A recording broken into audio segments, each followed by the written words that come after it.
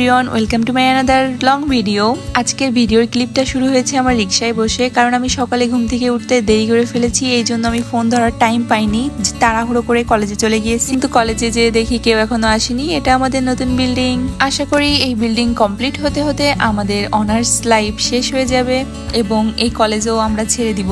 আমাদের কলেজের সামনে যে ঝালমুড়ি মামাটা ঝালমুড়ি বিক্রি করে, তার ঝালমুড়িটা অনেক স্পেশাল, যেটা না খেলে নয়। যেহেতু কলেজে কাজ চলছে এই জন্য ভাঙাচুরো কলেজ, তো ঝালমুড়ি মাখা নিয়ে চলে গেলাম বাসার উদ্দেশ্যে। বাসায় এসে খাওয়া দাওয়া শুরু করে দিলাম, কারণ আমি খেয়ে গিয়েছিলাম না কলেজে। তো আমি ইউটিউব খুলে দেখি আমার ভিডিও সামনে, এবং আমি খুবই ক্লান্ত ছিলাম, এই জন্য একটু ঘুম দিয়েছিলাম। তারপরে ভাবলাম একটু কাস্টার্ড বানাবো এবং রাত্রের জন্য বিরিয়ানি করব। তো আগে আমি কাস্টার্ডটা বানিয়ে ফ্রিজে রেখে দিব। কাস্টার্ডের রেসিপি আপনারা যদিও ইউটিউবে পেয়ে যাবেন। তারপরে আমি শর্টকাট একটা রেসিপি দিয়ে দিলাম, কারণ আমার ডেলি ব্লগ এই রান্না, কলেজ, পড়া, এই তো আমি কি দিব ডেলি ব্লগে, তো রান্নার রেসিপি দিয়ে দিচ্ছি। প্রথমে আমরা দুধের ভিতরে কাস্টার্ড পাউডার দিয়ে ভালো করে মিক্সড করে নিব।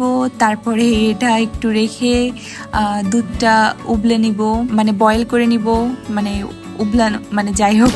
তারপরে যখন মানে বলক উঠবে তখন কাস্টার্ডটা দিয়ে দিবেন। আমি এটা মেক করা, আমি কাট বিরিয়ানিটা আমি রাত্রে করতে চাইছিলাম, কিন্তু ওয়েদারটা এত সুন্দর ছিল, আমি এখনই খাবো, মানে তখনই খাবো। এই জন্য আমি বিকালেই বসে পড়ছিলাম খেতে, এবং আমি চুরি পড়ছিলাম, কারণ ওয়েদারটাও অনেক ভালো ছিল। এই জন্য আমি একটু ভাবছিলাম ফটোশুট করব।